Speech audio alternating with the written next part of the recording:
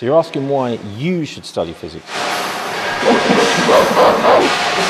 So I can tell you why you should study physics. One is your career prospects will be greatly enhanced by studying physics. Year on year, it comes near top of the pile for graduate earnings after 5 years after you've qualified. All right, it opens doors to engineering, computer science, physics, research, astronomy. And the second reason is lust for knowledge. All right, what other subjects where did the universe come from? Where's the universe going to go? What are we made out of? Is there any point to it all?